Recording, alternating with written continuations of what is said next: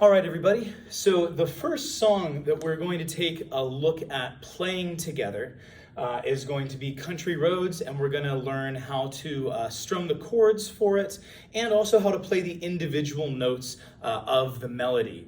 This is the chorus of the song, if you're familiar with it. It's also a slightly rhythmically simplified version of it. If you were to play exactly what is usually like sung on a record, it would rhythmically be a lot harder to read. So I've simplified it to make it a little bit easier. Now, hopefully you will have your paper out on your own, printed out in front of you that has your music written out. This is for reference so you can see what I'm talking about. I know that it's not going to be the easiest to actually read from this, so make sure that you have your paper in front of you. So first of all, let's talk a little bit about how we would read this music notation. So just like we read in a book, we read left to right, top to bottom. So I read all of the stuff on this top staff. When I finished it, I read all of the stuff on this bottom staff. A couple things to note, you often at the end of a piece will see 2 bar lines here at the end. That just indicates, hey, yes, the thing is over, there's no more. That's a common thing that we might have. You'll notice the time signature 4/4 over here. You'll notice that we're divided up into measures. All are things that we talked about in that standard notation lesson. So, at this point, the first thing that we probably want to do is we want to take stock of the different notes that we're going to need. So without just reading through this left to right, what I would actually do in this case is I want to make a note of all the different notes that I need.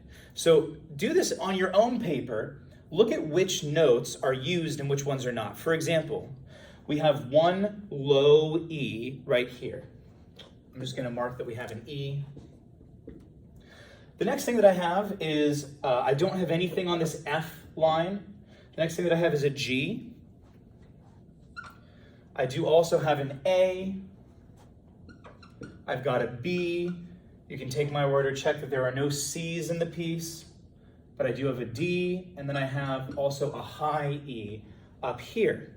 The reason I want to do that before I do anything else is that if you are not already really comfortable with finding the different notes on the guitar, the most helpful thing to do first can be to kind of take stock of what are all of the notes that I need, kind of like you're making a word bank.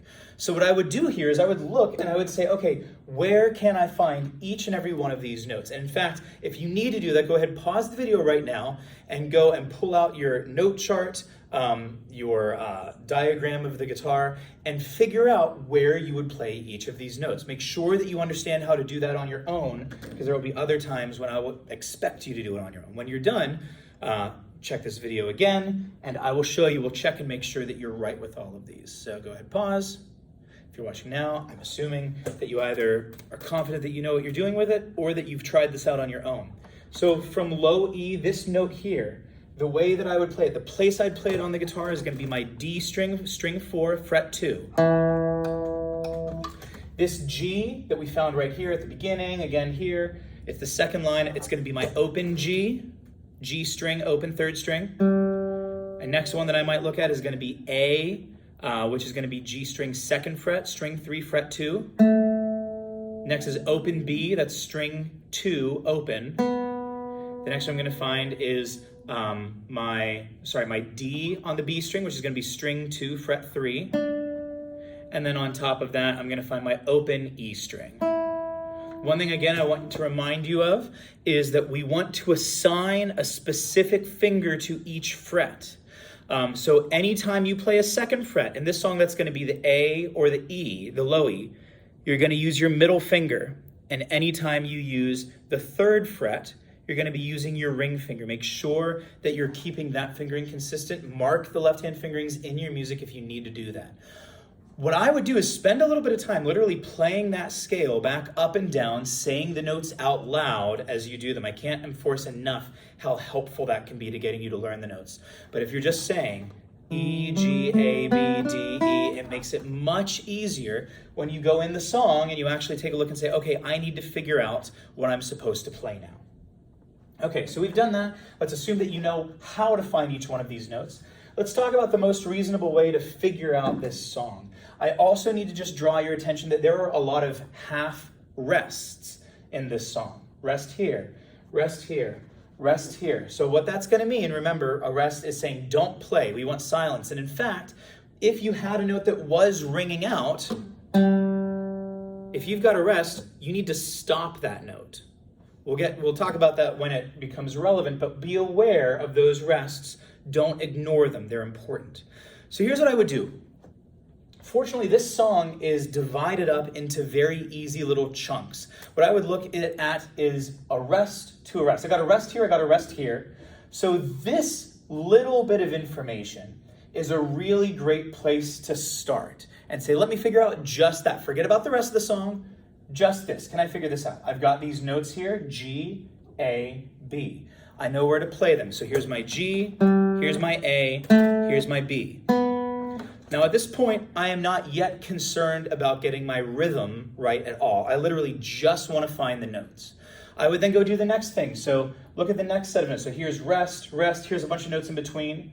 B, G, A. Same notes, different order. B, G, A. Again, I'm just worried about finding them. I can continue on. I'll go quickly through here. You can go at your own speed though if you need to pause, but just take a look. Then I would figure the next three notes, B, A, G.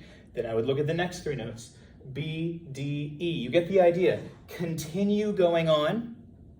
When we've done all of those, just again to make sure that you have an idea of what's going on, then I might come back and I'm going to actually look at the rhythms. A great thing to do here would be to set up a metronome. In fact, I'm going to do that. I'm going to grab my metronome and I'm going to set it to a kind of low speed. So I might set my metronome for the moment, let's say to 50 beats per minute. You should be able to hear that. Sorry, there we go. That's very slow, should be good. And that's right now the speed that I might want to play. If you can go faster than that, you go right ahead. That's totally fine. But what I'm doing is I'm making it so that every one of these clicks is equal to one beat. So let's say that I'm going through just this first phrase here. This half rest is 2 beats long, so it should be 2 clicks long. This is a quarter note, it's 1 beat, so it should be 1 click long.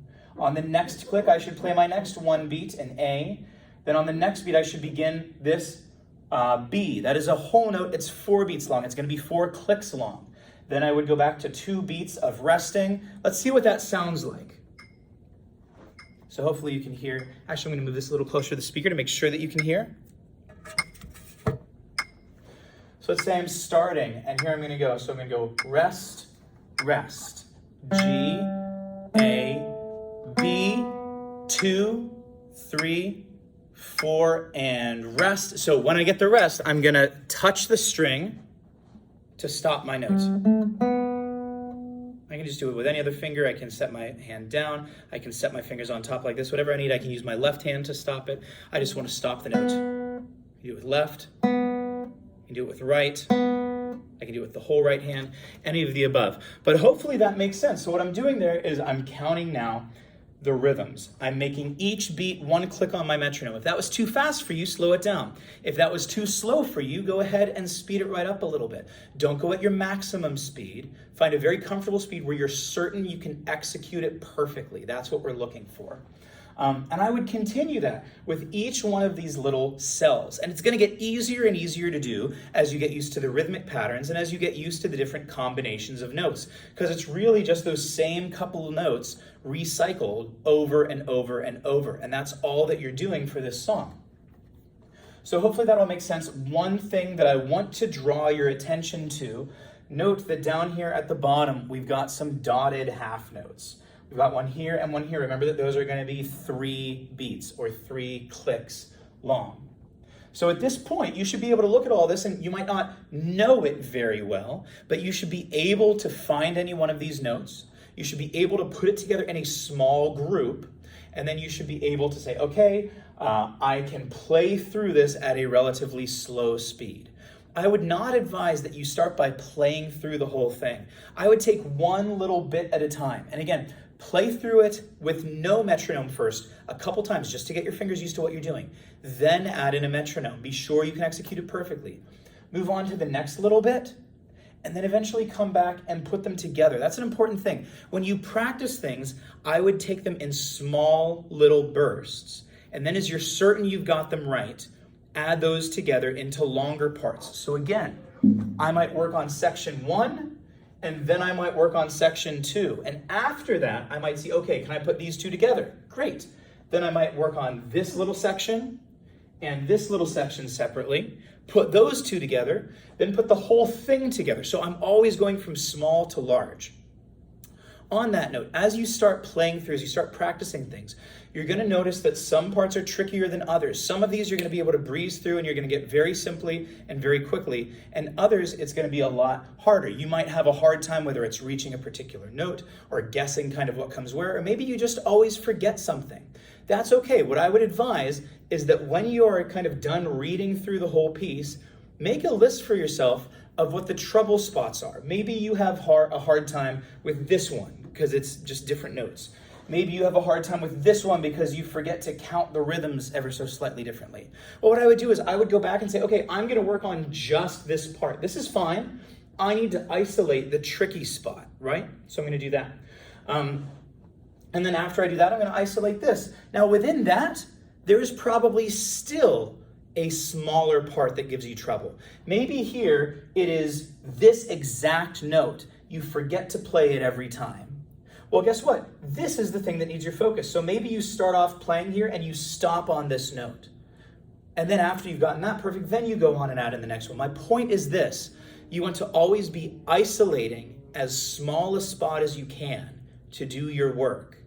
And then after you're sure you've got it right, you want to expand it into something bigger. Don't start with the big picture right ahead of you. There's one last thing that I want to say on this, just to clear up anything. On your paper, you may very well see some other notes written up on top. Those are not actually notes, those are chord indications. That's telling you that if you were to strum along with this song, that over this measure you would be strumming a G chord, followed by a D chord, followed by an E minor chord, followed by a C. So this is actually telling you what chords to play. You do not do that at the same time as you're playing melody. You're doing one or the other. You're either playing through the melody, the thing we just talked about, or you're practicing strumming your chords. I just want to clear that up. No, you do not need to play a chord and a note at the same time. You don't have to do that. No, this is not telling you what note you should expect to see there. They are separate directions. They just appear on the same page. I hope that all makes sense. See you soon. Happy practicing.